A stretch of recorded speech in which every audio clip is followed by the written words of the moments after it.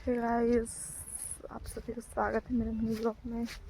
तो ये डंडा डांग पकड़ के जा रही हूँ मैं अभी खेत साइड साग तोड़ने के लिए। फुटकल साग मम्मी लोग खेत साइड हैं तो कॉल करके बुलाए अभी। तो लेटी हुई थी, ऐसे उठ के अभी जा रही हूँ तोड़ने के लिए।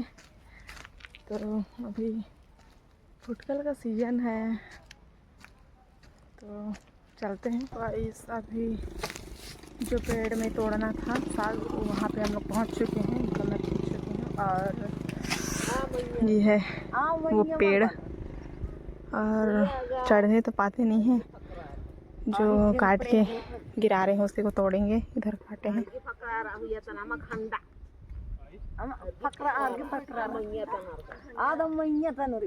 दिखाती हूँ, अभी तोड़ते हैं उसको। तो गाइस, ये फुटकल साग